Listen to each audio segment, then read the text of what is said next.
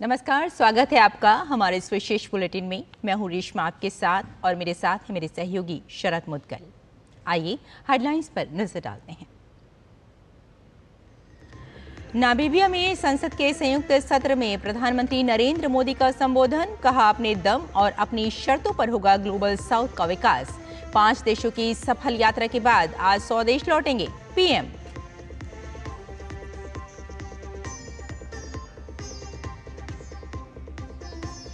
प्रधानमंत्री मोदी नामीबिया के सर्वोच्च नागरिक सम्मान the order of the most ancient Welwitschia mirabilis से सम्मानित। पीएम ने कहा, हीरे की तरह चमकेंगे दोनों देश के रिश्ते।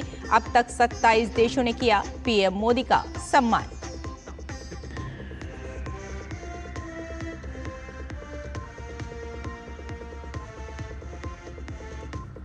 गृह मंत्री अमित शाह की अध्यक्षता में आज रांची में पूर्वी क्षेत्रीय परिषद की बैठक। झारखंड, बिहार, पश्चिम बंगाल और ओडिशा के प्रतिनिधियों के साथ राज्यों द्वारा प्रस्तावित मुद्दों पर होगी चर्चा।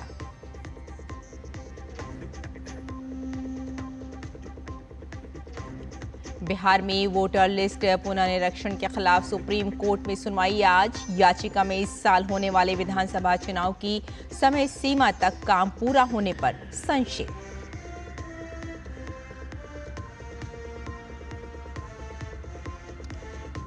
और भारत इंग्लैंड के बीच तीसरा टेस्ट आज से। लॉर्ड्स के ऐतिहासिक मैदान पर होगा मुकाबला। बुमराह करेंगे वापसी। फिलहाल 1-1 की बराबरी पर है सीरीज।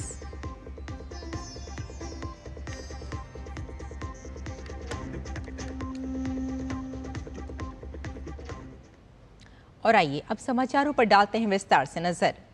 प्रधानमंत्री नरेंद्र मोदी की 5 देशों की यात्रा सफलतापूर्वक संपन्न हो गई है।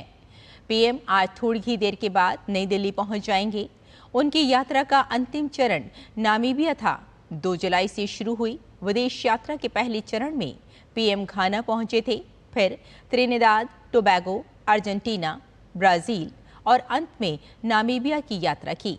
प्रधानमंत्री के इस दौरे से इन सभी देशों के साथ भारत के द्विपक्षीय रिश्तों को एक नई उड़ान मिली है। प्रधानमंत्री नरेंद्र मोदी ने नामीबिया की संसद के संयुक्त सत्र को संबोधित किया। वे पहले भारतीय प्रधानमंत्री भी हैं जिन्होंने संसद को संबोधित किया। इससे पहले अटल बिहारी वाजपेयी ने नामीबिया की यात्रा की थी, लेकिन उन्होंने संसद को संबोधित नहीं किया था। संसद संबोधन के दौरान प्रधानमंत्री ने कहा कि भारत और नामीबिया दोनों ही लोकतंत्र के सिद्धांतों के साथ जीते हैं। ये भारतीय लोकतंत्र की ताकत है जो कि वे लगातार तीसरी बार प्रधानमंत्री बने हैं। उन्होंने कहा कि ग्लोबल साउथ का विकास मूल्य आधारित, अपने दम पर, अपनी शर्तों पर होगा। स्वतंत्रता से समृद्धि, मानवता के लिए विकास होगा। 20वीं सदी में भारतीय स्वतंत्रता ने दुनिया को प्रभावित किया था, वहीं 21वीं सदी में भारत का विकास दुनिया को प्रभावित करेगा। प्रधानमंत्री नरेंद्र मोदी को द्विपक्षीय संबंधों को मजबूत करने में योगदान के लिए नामीबिया के सर्वोच्च नागरिक सम्मान order of the most ancient Welwitschia mirabilis से सम्मानित किया गया है। प्रधानमंत्री ने कहा कि भारत और नामीबिया की मित्रता बहुत पुरानी है और भविष्य में दोनों देशों की साझेदारी और बढ़ेगी। प्रधानमंत्री ने कहा कि नामीबिया विश्व के सबसे बड़े डायमंड प्रोड्यूसर में से है और भारत सबसे बड़ी diamond polishing industry.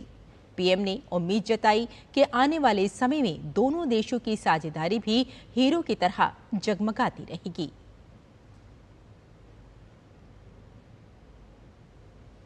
Bharat Namibia के बीच प्रतिनिधिमंडल स्तर की वार्ता में व्यापार, निवेश, खनिज संसाधनों और रक्षा सहयोग जैसे कई अहम मुद्दों पर बातचीत हुई और डिजिटल, शिक्षा और हाइड्रोकार्बन जैसे क्षेत्रों में चर्चा हुई। सिविल, न्यूक्लियर और पेट्रोलियम क्षेत्र में सहयोग को लेकर भी दोनों देशों के बीच बातचीत हुई। वहीं दोनों ही देश व्यापार और निवेश को बढ़ावा देने पर भी सहमत हैं।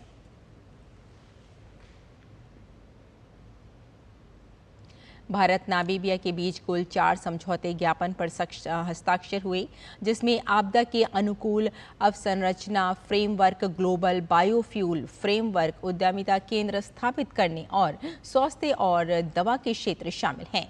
भारत का $600 मिलियन का व्यापार है और $800 मिलियन का भारतीय निवेश है।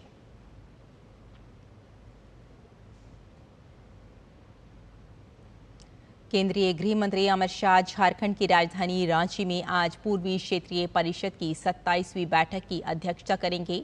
बैठक का उद्देश्य राज्यों के बीच सहयोग को बढ़ाना और केंद्र के साथ बेहतर समन्वय स्थापित करना है। बैठक में 4 पूर्वी राज्यों झारखंड, बिहार, ओडिशा और पश्चिम बंगाल के करीब 70 प्रतिनिधि भाग लेंगे। बैठक में भाग लेने वाले प्रतिनिधियों का रांची आगमन शुरू हो गया है। बैठक में झारखंड के मुख्यमंत्री हेमंत सोरेन के शामिल होने की उम्मीद है। बैठक के मद्देनजर रांची में सुरक्षा व्यवस्था चाको चौबंद है। बैठक को लेकर सभी तैयारियां पूरी कर ली गई हैं। बैठक में भाग लेने के लिए गृह मंत्री अमित शाह कल रात ही रांची पहुंच चुके हैं। रांची के बिरसा मुंडा एयरपोर्ट पर पहुंचने पर भाजपा नेताओं ने उनका भव्य स्वागत किया।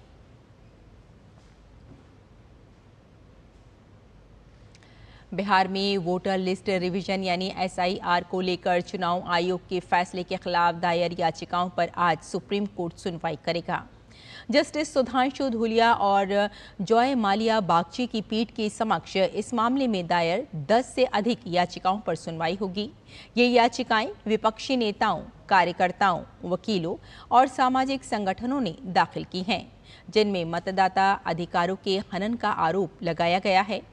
इन याचिकाकर्ताओं में तृणमूल कांग्रेस सांसद महुआ मोइत्रा, कांग्रेस नेता KC वेणुगोपाल, राजद सांसद मनोज झा, कार्यकर्ता Yogendra Yadav, Arshad Ajmal, association for democratic reforms और PUCL जैसे संगठन शामिल हैं। उनका कहना है कि करोड़ों गरीब और वंचित मतदाताओं को दस्तावेज साबित करने के दबाव में वोटर लिस्ट से बाहर किया जा सकता है।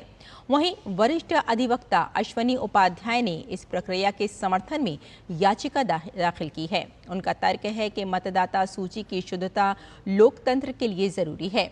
इस बीच चुनाव आयोग ने जानकारी दी है कि अब तक बिहार में 87% मतदाताओं को गणना फॉर्म दिए जा चुके हैं, जिन्हें 25 जुलाई तक जमा करना है। ड्राफ्ट मतदाता सूची 1 अगस्त को जारी की जाएगी। आयोग का कहना है कि ये प्रक्रिया निष्पक्ष चुनावों और लोकतांत्रिक प्रणाली को मजबूती देने के लिए जरूरी है। Philippines, Moldova, Libya, Iraq, Brunei और अल्जीरिया ये ऐसे देश हैं जिन पर अमेरिका अब भारी आयात शुल्क लगाने जा रहा है। राष्ट्रपति डोनाल्ड ट्रंप ने इन देशों के नेताओं को भेजे गए औपचारिक पत्रों में कहा है कि 1 अगस्त से लागू होने वाले इन टैरिफ में लीबिया, इराक और अल्जीरिया से आने वाले आयात पर 30%, मालदोवा और ब्रुनेई पर 25% और फिलीपींस पर 20% का शुल्क लगाया जाएगा। इस कदम के साथ इस सप्ताह टैरिफ की कई नई दरों से प्रभावित होने वाले देशों की संख्या 20 हो गई है। ट्रंप ने एक कैबिनेट बैठक से साफ कर दिया है कि अगर कोई देश बातचीत करना चाहता है तो 1 अगस्त से पहले समझौता कर सकते हैं। ट्रंप ने अपने पत्र में चेतावनी भी दी है कि जितना वो अपने टैरिफ बढ़ाएंगे उतना ही हम अपने शुल्क में जोड़ देंगे।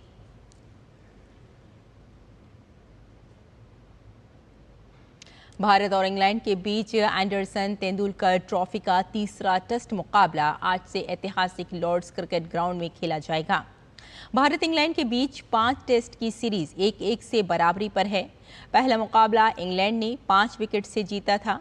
वहीं दूसरा टेस्ट भारत ने 336 रन से अपने नाम किया था। भारतीय टीम में स्टार तेज गेंदबाज जसप्रीत बुमराह की वापसी होगी।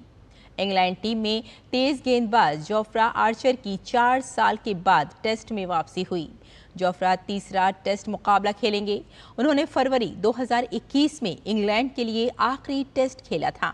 भारत ने लॉर्ड्स में 19 टेस्ट खेले, जिसमें से 3 मुकाबले जीते, 12 गंवाए और 4 मुकाबले ड्रॉ भी रहे। दोनों टीमों की नज़र लॉर्ड्स में जीत के साथ सीरीज में बढ़त बनाने पर रहेगी।